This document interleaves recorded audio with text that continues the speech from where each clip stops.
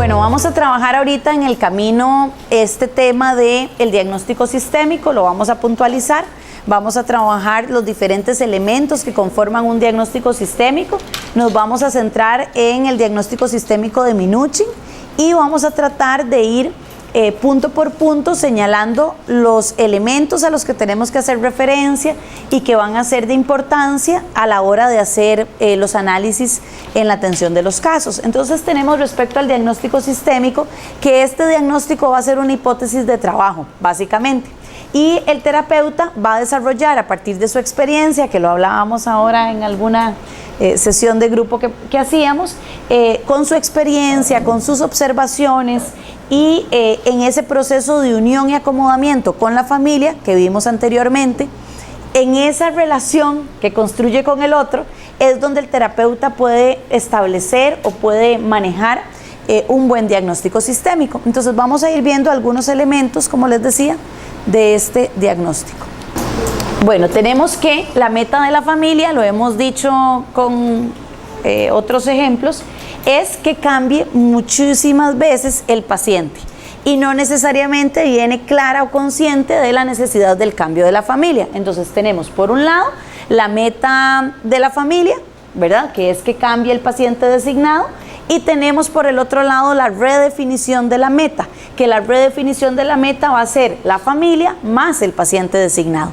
Entonces no tenemos solo la persona que consume sustancias, sino que ahora tenemos una persona que consume sustancias, que se interrelaciona con una familia y con todos sus contextos y sus relaciones sociales y demás. Entonces ampliamos una meta a un modelo mucho más sistémico. En esa misma línea vamos a tener que existen unas áreas fundamentales del diagnóstico sistémico, y les decía que esas transacciones familiares o esas pautas de interacción nos van permitiendo señalarlo, esquematizarlo e irlas determinando. Entonces, como primer punto tenemos estructura y pautas transaccionales. ¿Qué hablamos cuando trabajamos el tema de estructuras y pautas transaccionales?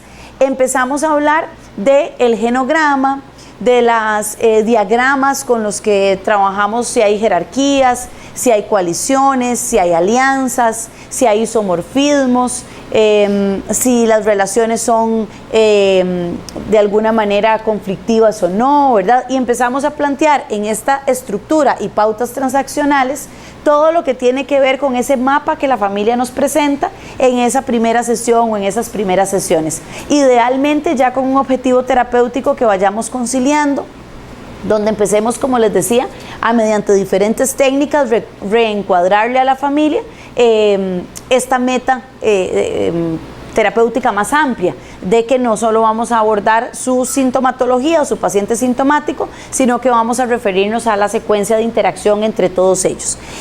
Trabajamos también flexibilidad y capacidad de reestructuración. Ese sería el segundo punto del diagnóstico sistémico.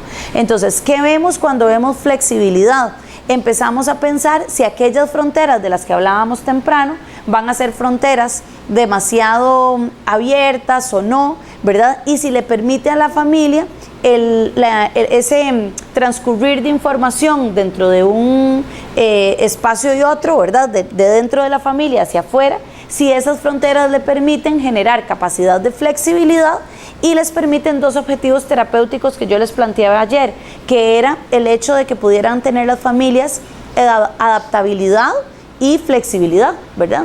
Y es cómo pueden transcurrir mediante sus diferentes ciclos de vida o mediante las diferentes crisis del desarrollo que van generando, cómo ellos pueden ir resolviendo esas crisis. Entonces empezamos a medir, como les decía, para la familia, no sé, García Díaz, puse el ejemplo por poner un apellido, si esa familia ha podido ir sobrellevando las crisis de desarrollo desde que entra en la conformación de la vida de pareja hasta que llega a X etapa de la vida, y cuáles capacidades tuvo para poder generar esas adaptaciones a los diferentes momentos del ciclo vital familiar.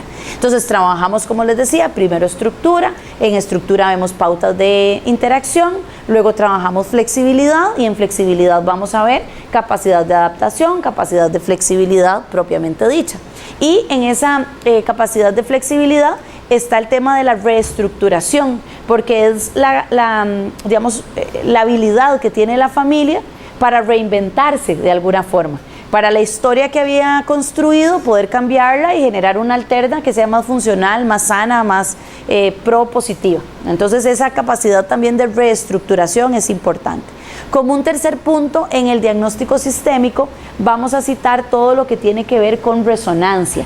Entonces, cuando hablamos de resonancia, estamos hablando de una característica que tienen los sistemas, que es de sentir, y habla de la sensibilidad entre los miembros de la familia. Ahorita una doctora me decía sobre la capacidad de ser interdependiente, ¿verdad? Esa fue la palabra que utilizó. Entonces, ¿por qué ese interdependiente y no necesariamente ser independiente? Porque en la vida de pareja nos movemos en relaciones vinculares. Entonces, de alguna forma, hay una resonancia donde las actitudes, los comportamientos, sus problemas resuenan en mi propia vida, independientemente de que no sea mi problema, ¿verdad? ¿Por qué? Porque de alguna manera convivimos o de alguna manera tal vez no vivimos juntos, pero nos unen vínculos familiares significativos y eso hace que haya una resonancia, ¿verdad? No estamos desconectados, estamos totalmente conectados con nuestras relaciones familiares. Y bueno, en ese sentido medimos la resonancia. Entonces, cuando decimos resonancia, básicamente plantea Minuchin que en este elemento es la sensibilidad ante las acciones de los miembros. Entonces, cuando usted hace esto, yo siento esto otro. Cuando usted se va o cuando usted tuvo este problema o cuando usted consume sustancias o cuando yo siento esto otro. O al revés, cada vez que me tocan el tema de las sustancias, yo siento esto, ¿verdad? Y empiezan las pautas de interacción ahí a darse. Trabajamos otro elemento que es el contexto de vida, y en el contexto de vida vamos a revisar todo lo que tiene que ver con fuentes de apoyo y de estrés. Entonces ahí tenemos determinantes en la parte social, que me parece que alguien lo comentaba, ¿verdad? O sea, todos aquellos factores de riesgo y protección, todos aquellos determinantes que le permiten a las personas estar más cerca de la salud o más lejos de la salud. Y ahí tenemos que hacer un análisis muy minucioso de cuáles son esos elementos como fuentes de apoyo o de estrés que la familia tiene o con los que la familia cuenta para poder salir adelante de su situación. Entonces, no es decirle a una persona, no sé, ¿verdad?, que vaya a cierto tipo de tratamiento, es pensar si la persona tiene incluso los pases para ir a ese tipo de tratamiento, si la persona tiene los recursos para eso, si la persona está con la disposición, por ejemplo, de poder ir a sacar su consulta médica, o si es tal su nivel de depresión, ¿verdad?, que no tiene ni la voluntad, ni la motivación, ni la energía para poder ir a aquella consulta. Entonces va más allá de hacer una referencia y decir esta persona, ¿verdad?, que sea atendida o que no, sino si esta persona tiene los recursos para poder responder a eso que estamos recomendando, ¿verdad? Y en las fuentes de estrés también analizar, bueno, cuáles elementos en el contexto, en la parte económica, en su parte familiar, en sus rasgos de personalidad, en tantos elementos, tanto individuales como contextuales, las personas están teniendo riesgos. Hay una característica curiosa del ser humano, y es que muchas veces a la consulta las personas llegan con una lista muy clara de sus factores de riesgo o de todo lo que tienen mal, ¿verdad? Estoy mal en esta área, tengo mal esto otro, todas estas áreas me perjudican o no me gustan, pero centrarnos en las fuentes de apoyo y que puedan empezar a visualizar esas pequeñas luces que hay para tomarlas y que sean motivadores y parte del proceso de cambio, es un trabajo terapéutico importante. Y cuando hablábamos del abordaje de cambios mínimos, esos cambios mínimos implican eso, cómo usted puede hacerle ver a una persona que ahí radica una posibilidad de cambio o que tiene cosas o recursos que tal vez no está visualizando. Esta parte de contexto de vida es un análisis que lo vamos a poner entonces en fuentes de apoyo y fuentes de estrés.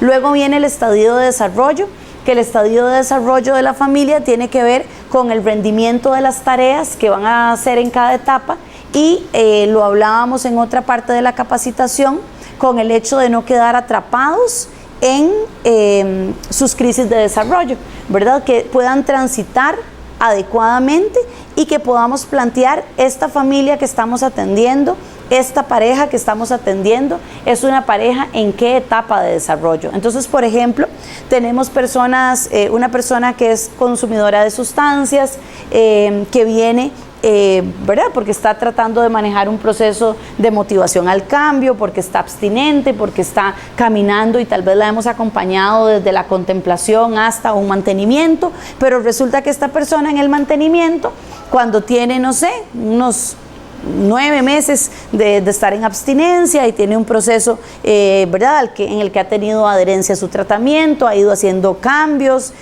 sus dinámicas han ido cambiando, sus pautas interaccionales han sido mucho más sanas y se encuentra en una relación de pareja, ¿verdad? Entonces empieza a ser una persona en un estadio de desarrollo que ya no solo tiene su relación con su familia de origen, sino que ahora tiene la conformación de una pareja. Y todos los que tenemos pareja sabemos que la vida de pareja no siempre es color de rosa y maravillosa, que hay conflictos, que hay diferencias, ¿verdad? Que a veces no sé, que a veces se hace un mundo porque ya se enojaron y la persona creyó que la relación ya se acabó y tal vez solo estaba pasando por un momento de transición. Entonces, ¿qué sucede cuando estamos trabajando con una persona que tiene baja tolerancia a la frustración, que no tiene tal vez las mejores habilidades para resolver conflictos, que no tiene los mejores recursos en habilidades para vivir, llámese comunicación, reconocimiento emocional, control de las emociones? Entonces empieza a ser el estadio de desarrollo un eje y un abordaje o una opción de abordaje que también al final previene recaídas, porque si usted aborda con esa persona su estadio de desarrollo y la empodera, la potencia, la dota de una serie de herramientas para resolver respecto a la constitución de la vida de pareja y los problemas que pasan las parejas cuando están empezando a formarse, entonces esta persona baja sus niveles de estrés, ¿verdad? Y sabemos los casos contrarios de muchas recaídas relacionadas, por ejemplo, a elementos estresores en la vida de pareja. Entonces ahí tenemos un ejemplo de un elemento importante. Podría ser en cualquier otra etapa, ¿verdad?, de la vida, la que la persona esté atravesando.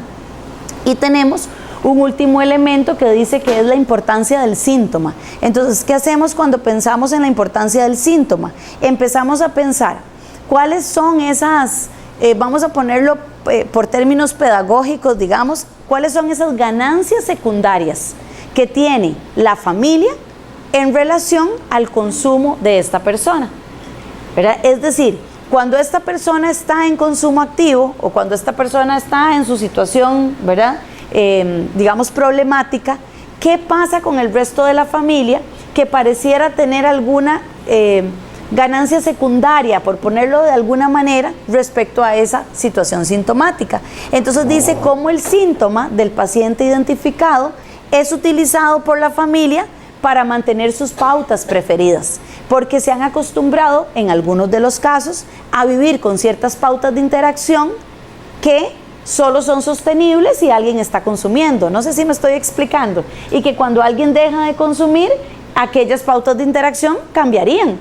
Entonces, si yo me he dedicado mi vida completa a cuidar de un hijo que tiene ya no 15, que ahora tiene 30, y que ya no tiene 30, y que ahora tiene 45, entonces, ¿qué voy a hacer con mi propia vida cuando yo ya no esté manejando esta situación sintomática? Entonces, ahí venía mucho lo que hablábamos ayer respecto al trabajo con facilitadores. ¿Cómo le enseño y cómo le explico a las personas a poder trabajar con sus propios proyectos de vida en términos vocacionales, académicos, de manejo del tiempo? Bueno, y con los compañeros, por ejemplo, de trabajo ocupacional, hemos tenido aportes también muchos a ese nivel, ¿verdad? ¿Cómo hacemos que las personas tengan una vida donde su tiempo de ocio, de recreación, de actividades, de trabajo, sean integradas y sean mucho más productivas y no necesiten de una conducta sintomática para poder sostener las pautas preferidas del sistema? Entonces, bueno, trabajamos con este enfoque de Minuchin.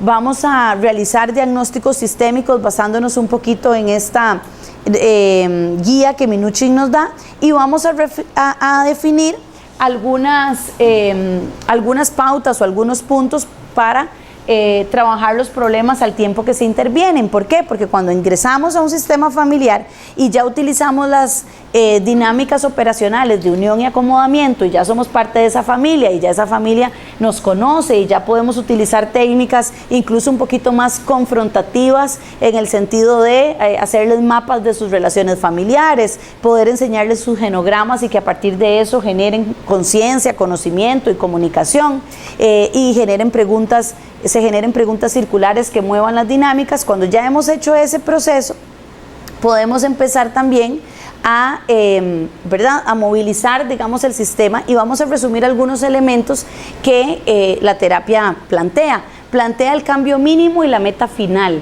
Empezar a separar el cambio mínimo y la meta final, porque decíamos la meta final para alguien puede ser el mantenimiento, pero el cambio mínimo para alguien podría ser minimizar su consumo, ¿verdad?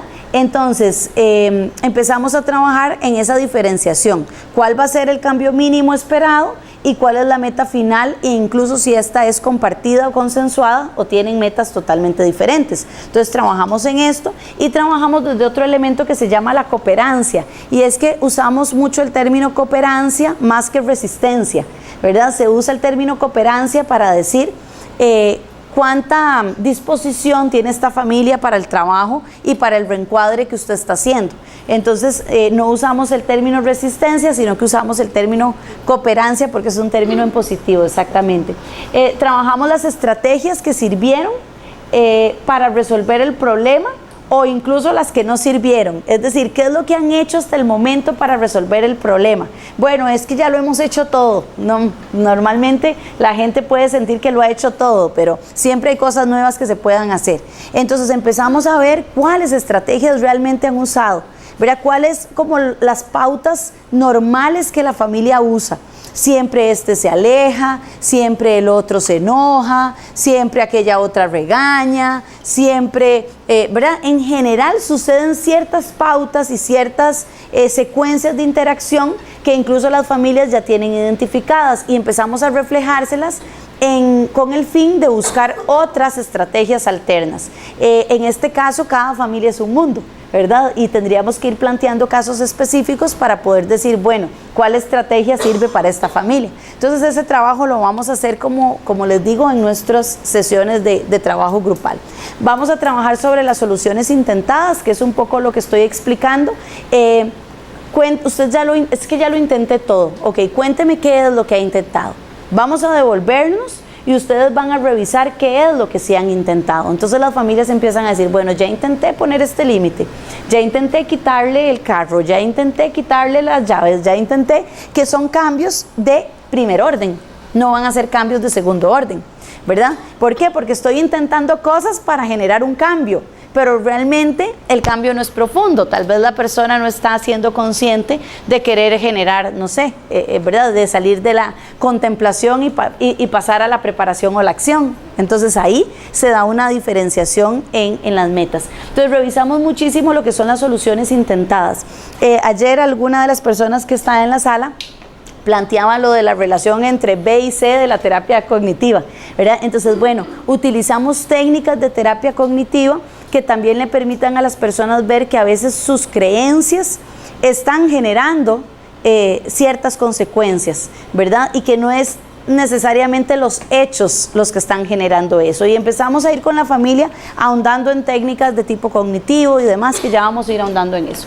Trabajamos la secuencia sintomática, que eso lo he explicado mucho cuando hablamos de pauta de interacción o cuando hablamos de secuencia sintomática, estamos hablando de ese mismo proceso, son sinónimos. Ustedes a veces van a oír la palabra pauta interaccional o a veces van a oír las palabras secuencias interaccionales, y ese es el mismo baile que las familias tienen y en el que nos tenemos que hacer especialistas en verlo. Entonces tenemos la secuencia sintomática y tenemos el mapa de las relaciones familiares, que lo podemos hacer, decíamos, por diagramas también, que podemos trabajarlos con las familias. Marcamos los momentos del ciclo evolutivo, eso lo hemos hablado suficiente, y también analizamos la relación con otras instituciones alrededor de la familia. Por ejemplo, no es lo mismo atender una familia que tiene, por ejemplo, no sé, en algún caso me tocó atender una familia musulmana. Entonces tuve que aprender una serie de normas, tuve que aprender una serie de situaciones y tuve que, en aquel trabajo que hablábamos, relacionarme con esta familia desde el respeto de su características, de su cultura, exactamente. Entonces, ¿verdad? Puede ser la religión, puede ser la política, pueden ser los gustos, puede ser su constitución, pueden ser muchísimas cosas las que hacen que en esas relaciones yo tenga que ser sumamente cuidadoso y aprender y conocer sobre sus reglas culturales o sobre sus reglas familiares y sociales. Y como les decía, incluso a veces sobre áreas geográficas en el mismo país, a veces no es exactamente lo mismo atender gente, por ejemplo, de Cartago que de Limón. O no es lo mismo atender gente de Heredia que de San José. O no es lo mismo, me explico, hay esas leves o no tan leves, todo depende de diferencias culturales que normalizan o permiten que podamos tener una relación terapéutica mucho más sana. Entonces, resumiendo esto, vamos a pasar a ver técnicas de tipo narrativo. Que las técnicas de tipo narrativa son una manera que nos ayuda a poder entrar en ese sistema, a poder generar mejor cooperancia, a empezar por los cambios mínimos, a que trabajemos las soluciones intentadas, a que las familias reencuadren y redefinan y que esas pautas y secuencias sintomáticas que queremos modificar se empiecen a modificar. Entonces vamos a trabajar sobre las técnicas narrativas y dice, el desarrollo de las teorías y técnicas basadas en la narrativa proponen una concepción basada en la capacidad de las personas para desarrollar historias.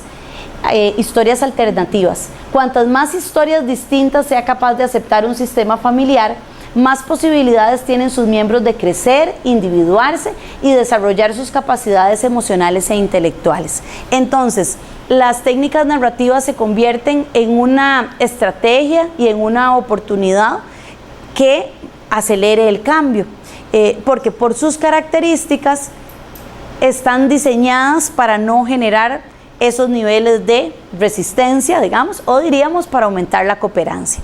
Entonces, ¿qué plantean los autores de las técnicas narrativas? Plantean que la persona va a estar situada en el centro y cuando yo reviso y pongo este punto, esto es totalmente relacionado con el enfoque centrado en la persona y la terapia de familia en sus técnicas narrativas cuida muchísimo ese centro y dice esa persona va a estar en el centro de nuestras intervenciones y vamos a ayudarle a esos miembros de esa familia a reescribir historias, a contar historias alternas, a que tengan conocimiento de que a veces y plantean que conocemos el mapa, pero no por conocer el mapa de la familia conocemos todo su territorio y que tenemos que ir despacio, ¿verdad? Encontrando cada uno de esos rincones, viendo cómo estas familias, ¿verdad? Se relacionan en sus áreas, en sus diferentes solones, en su parte filial, ¿verdad? Qué gustos tienen, qué les parece sano y qué no, qué les parece que se pueda cambiar y que no, y cómo las personas pueden ser también coautores de estas historias, cómo los otros miembros de la familia pueden ayudar a reescribir la historia y le van poniendo sus propios aportes, Entonces empieza a ser central el hecho de separar a la persona de lo que la persona padece. Ayer citamos a Di Clemente que decía trabajamos sobre las personas y no sobre los diagnósticos. Entonces cuando pensamos en trabajar sobre las personas y no sobre los diagnósticos, estamos diciendo que hay una situación de consumo de sustancias, pero que eso no define a la persona por sí misma. Y lo veíamos muy al inicio de la capacitación, de que si trabajamos en derechos humanos, que si trabajamos en este enfoque centrado en la persona y que si incluso tenemos cierta claridad respecto a las metas de abstinencia o reducción de los daños que las personas se pueden plantear,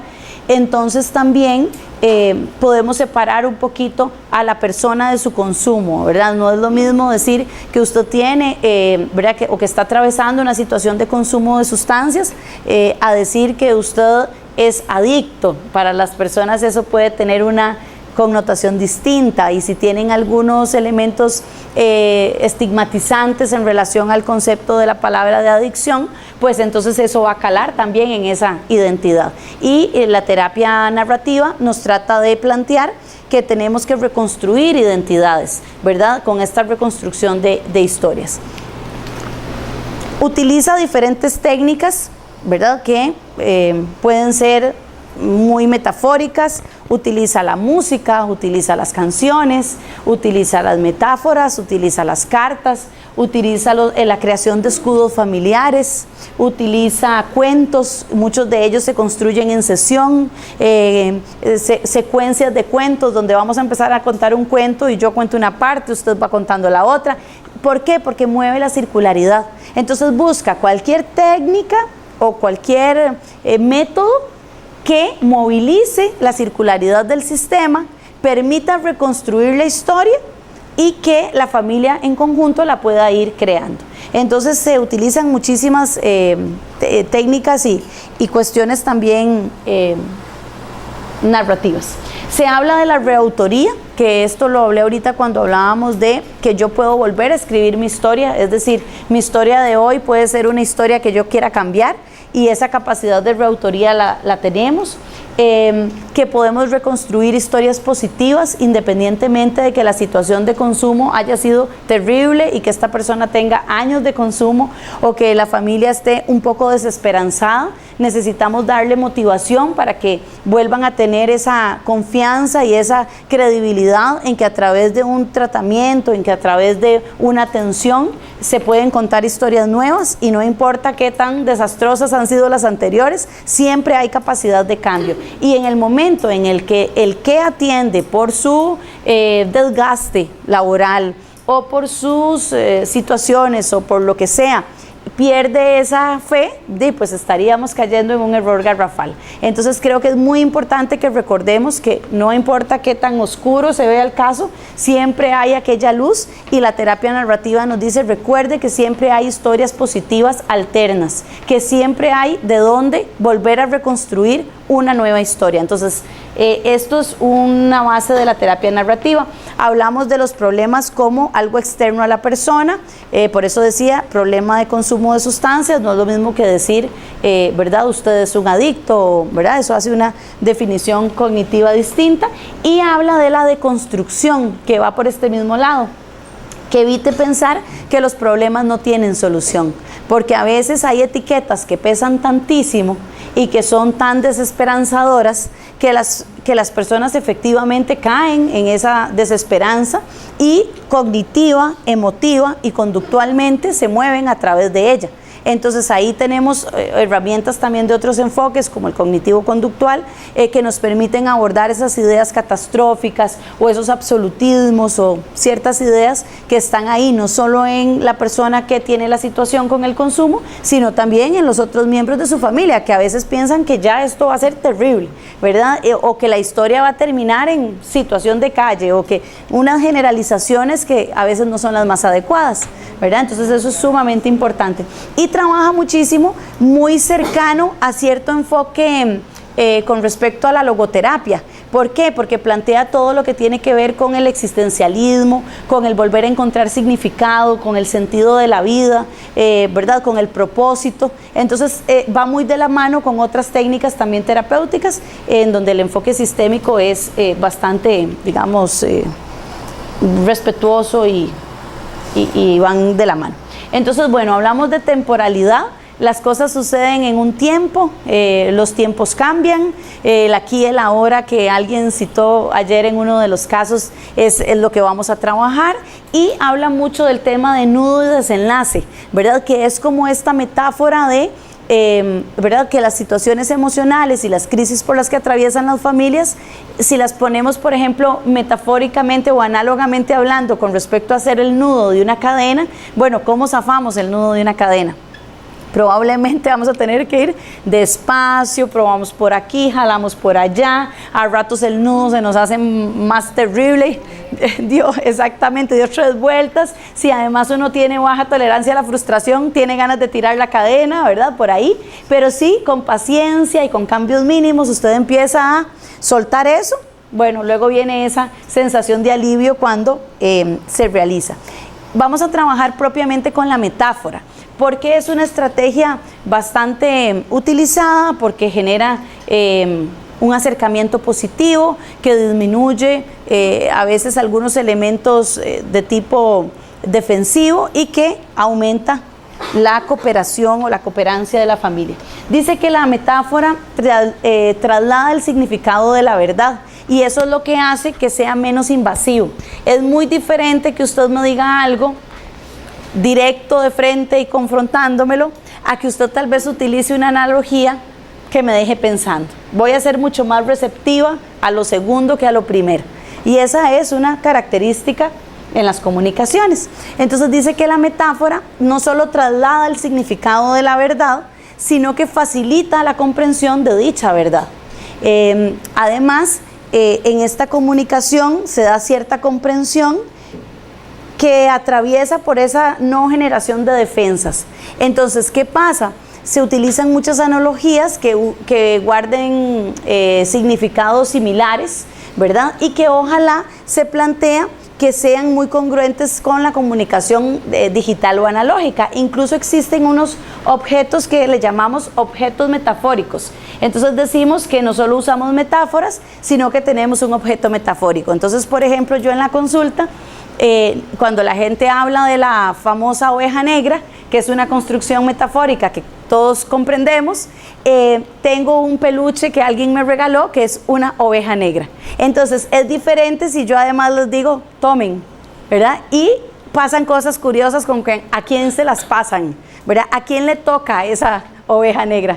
Tómela usted, ¿verdad? Y uno dice, ok, ¿verdad? O yo ya no soy ese. Entonces, ese objeto metafórico también se utiliza. Entonces, si ustedes tienen, ¿verdad?, en sus consultas diferentes materiales u objetos, muchas veces se les puede dar un trabajo o un manejo terapéutico desde la concepción de la metáfora. Entonces, dice, la metáfora va a ser una construcción de la comunicación que va a estar muy ligada al lenguaje del paciente y su familia. Es decir, si la familia se dedica a la mecánica, empiece a aprender de mecánica para que pueda hacer construcciones de metáforas adecuadas. Si su familia tiene gusto por, no sé, las mariposas, los aviones, los perritos, yo qué sé, empiece a conocer por qué tiene gusto esta familia. Porque en la medida que usted conozca la intimidad en ese sentido de esa familia, en esa medida usted puede hacer metáforas mucho más adecuadas, mucho más atinentes y la familia se casa con esa metáfora. Pero si usted es una familia que no le interesa para nada, no sé, los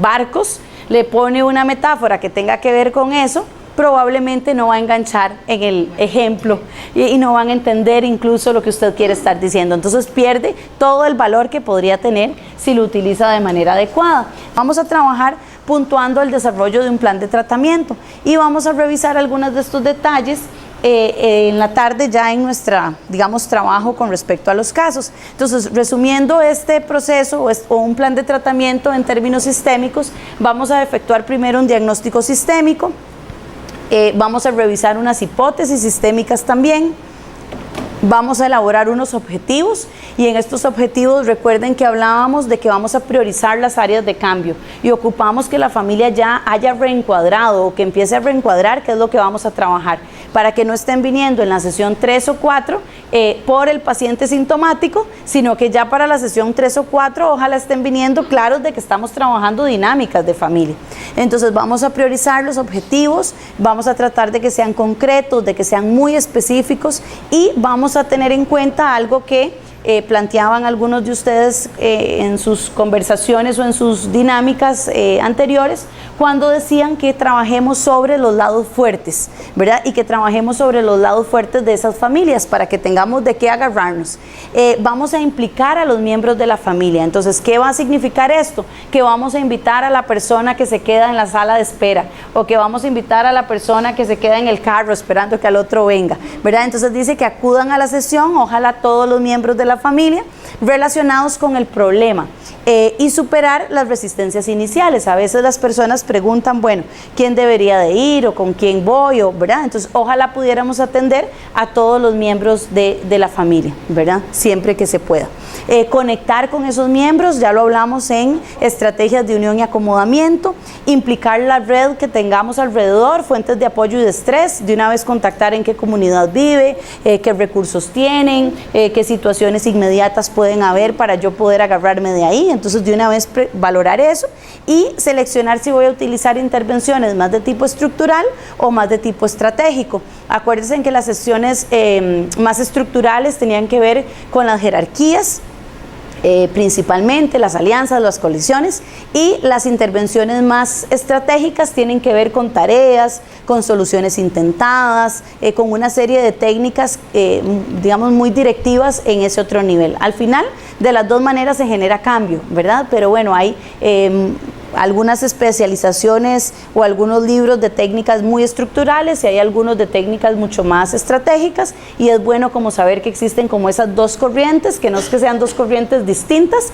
sino que son solo dos formas diferentes o dos recursos que tenemos distintos terapéuticos para poder atender a las familias que tienen situaciones y que vienen a consulta. Y vamos a evaluar los resultados de la terapia familiar, ¿verdad? Para ir viendo cómo es este proceso de cambio y cómo esta familia está reaccionando, respondiendo. Entonces las familias tienen que tomar decisiones de vida y vienen a consulta con una serie de dilemas y preocupaciones que, como les decía, corresponden a su intimidad, a lo que a veces se siente más sagrado, y es la familia, ¿verdad?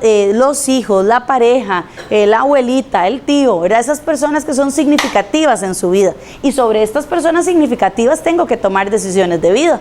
Muchas veces incluso las personas tienen la duda si debería de alejarme de la relación, o si será que esta relación no funciona, o yo qué sé, cuántas cosas vienen la gente a plantearnos. Entonces estas decisiones de vida tienen que tener el respeto necesario, ¿verdad? Porque para alguien tal vez tomar esa decisión no es nada sencillo, o como decíamos, no está preparada para tomar esa decisión y está ambivalente con respecto a lo que tiene que hacer. Entonces no podemos pretender que ¿verdad? Pueda tomar decisiones a veces inmediatamente. Informarse, tanto la familia en términos, digamos, de psicoeducación, esa es una estrategia terapéutica importante, ¿verdad? Que haya mucha psicoeducación sobre lo que la persona está teniendo. Acá tenemos profesionales en diferentes áreas y eso es una gran ventaja. Tenemos la ayuda o el apoyo de la parte médica, tenemos la ayuda, el apoyo de la parte de trabajo ocupacional, de enfermería, de psicología, ¿verdad? De TO, TS, o sea, todos los apoyos que podemos tener en las diferentes áreas donde a veces las familias necesitan recursos de información, necesitan saber qué leer, necesitan saber, ¿verdad? Cómo me capacito, cómo mejoro la circunstancia a través de una educación. Y les he hablado muy desde temprano también, e incluso desde ayer, sobre las posiciones respecto al consumo. Si la familia tiene una posición respecto al consumo, hablarla. Pueden haber decisiones distintas dentro de ese grupo familiar, ¿verdad? Y que se puedan poner sobre el tapete las expectativas y las diferentes formas que tienen para acercarse al consumo de sustancias. Entonces, utilizamos en términos terapéuticos algunos elementos de procesos de cambio que van a ser de tipo conductual, de tipo emotivo y de tipo cognitivo. Por eso me acordaba del comentario ayer respecto a las técnicas, sí, que las técnicas van a ir en los mismos elementos, es decir, para que una persona cambie y ese cambio sea de segundo orden, se plantea que ese cambio tiene que tocar los tres niveles, es decir, usted tiene que ir teniendo unas ideas distintas o debatiendo ciertas ideas, usted tiene que ir sintiendo lo que eso conlleva y su pragmática o su conducta también va a ir siendo distinta a eso. Todo lo que no genere esos tres movimientos probablemente van a ser cambios de primer orden o van a ser cambios que se van a manejar en etapas, por ejemplo, de la precontemplación a la contemplación, de la contemplación tal vez hacia la preparación, pero de ahí para adelante los cambios se tienen que manifestar y sostener. ¿Y por qué se manifiestan y se sostienen? Porque se empiezan a cambiar las ideas, las emociones y las conductas. Entonces es muy importante que las familias también aprendan a abordar eso y que incluso se utilicen técnicas de tipo emotivo, técnicas de tipo cognitivo y técnicas de tipo conductual con la misma familia, ¿verdad? Para que todos vayan en ciertos procesos de cambio. Entonces, en este mismo orden de ideas, en el tema de las técnicas cognitivas vamos a trabajar todo lo que tiene que ver con los valores y las creencias de la familia, con un respeto, como les decía, por esos valores y por esas creencias, pero con una claridad de que algunas de esas creencias o de esos valores tal vez no están siendo tan funcionales para responder al problema.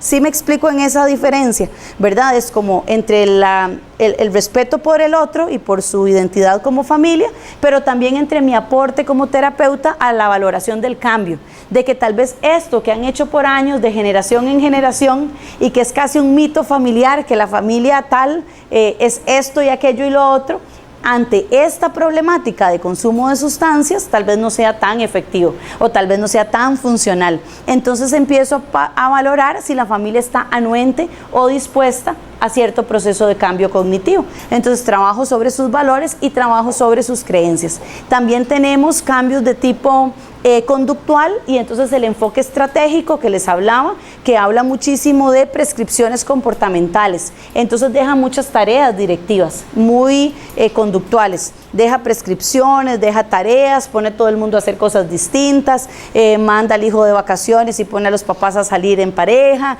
hace, no sé, dependiendo de cada caso, intervenciones sumamente puntuales que son directivas y que tienen esa visión de generar cambio en el sistema. Y en términos de la parte más emotiva, se trabaja muchísimo con técnicas, Virginia Satir trabajó muchísimo esta parte y digamos tenía sus famosos posturas de la comunicación, ¿verdad? Y en esas posturas de la comunicación trataba también mediante técnicas un poco más emotivas que las familias se vieran. Entonces usan mucho esculturas, se usan mucho técnicas del psicodrama, se utilizan muchísimo, ¿verdad? El hecho de que estamos en una sesión familiar y entonces, bueno, vamos a hacer una escultura o vamos a utilizar estos patrones de comunicación de Virginia Satir y vamos a ver cómo se siente la gente en ciertas posiciones. Y trabajamos mucho más la parte emotiva. En este sentido se dice también que es muy relevante el quehacer del terapeuta, que lo conversábamos ahora en un trabajo que hicimos más grupal. ¿Por qué importante el tema del terapeuta? Porque si la emotividad del terapeuta permite, eso también va a fluir, ¿verdad? Y habla mucho de las habilidades comunicativas y de las habilidades de inteligencia emocional o de habilidades para vivir que tiene no solo la familia que aprender o que tiene la familia que potenciar, sino también cuál habilidad emocional y cuál habilidad de comunicación tiene el terapeuta. Porque un terapeuta bien entrenado en comunicación asertiva, un terapeuta bien entrenado en habilidades emocionales, es un terapeuta que puede tener mejores estrategias para mover eso en el otro. Si no, se convierte en un trabajo un poco difícil de enseñar, ¿verdad? Entonces, esta parte hace muchísimo énfasis en el autocuidado del terapeuta, en la habilidad terapéutica para acercarse, para mover cambio, para movilizar emociones y para no tener, ¿verdad?, esa resistencia, digamos, a esta área. Entonces, esta parte emotiva, cognitiva y conductual también es base del trabajo en terapia familiar sistémica. Y vamos a cerrar con una frase que dice, bueno, si hablamos de compromiso ético y hablamos de humanización de la atención, que creo que es una meta que como trabajadores en esta área de la salud, tanto física como emocional tenemos que tener en cuenta y no podemos olvidar. Dice, en tiempos de complejidad e incertidumbre, cuando resulta tan difícil el consuelo de una objetividad imposible, se hace imprescindible reconocer la validez de la subjetiva emocionalidad del terapeuta, inteligentemente elaborada como canal para su intervención. Y esta es una frase de Linares que me recuerda un comentario que hizo alguna persona acá participante con respecto al rol de nosotros como terapeutas, y esta capacitación ha tenido esa finalidad. ¿Cuál finalidad ha tenido? Que refresquemos conocimientos teóricos, que pongamos el modelo sistémico como un modelo centrado en evidencia, que recordemos la importancia del enfoque centrado en la persona y su gran apertura o su gran complementariedad con un modelo sistémico de terapia familiar, que retomemos que no todos los objetivos están únicamente en la meta grande de la abstinencia, sino que mientras que las personas hacen el proceso de cambio, nosotros tenemos que acompañarlos con calidad humana, con claridad científica, con claridad técnica, con claridad estratégica, y que entonces retomar, ¿verdad?, algunos modelos, en este caso el modelo de terapia familiar sistémica, nos da un referente teórico que justifica muchísimas de nuestras intervenciones, e incluso que en la parte personal y profesional del terapeuta nos vuelve a poner en esa sensibilización y en esa claridad de cuánto nos falta por seguir aprendiendo, seguir reforzando, y que bueno, cuando trabajamos en situaciones o problemáticas relacionadas, por ejemplo, al consumo de sustancias, definitivamente tenemos que seguirnos capacitando, ¿verdad? Iremos aprendiendo muchísimas cosas porque, bueno, las familias cambian, las circunstancias culturales cambian, las políticas en relación a cómo se abordan los problemas de consumo de drogas cambian, y cuánta capacidad tenemos también como sistema IAFA, sistemas terapéuticos, para adaptarnos a ese cambio, para ser agentes de cambio en la comunidad y para que podamos manejar esto con las personas que atendemos. Entonces, bueno, ha sido para mí un placer en términos teóricos, digamos, acabar con esta capacitación, y bueno, nosotros sí trabajamos en algunos trabajos colaborativos para poner en práctica los conocimientos aprendidos.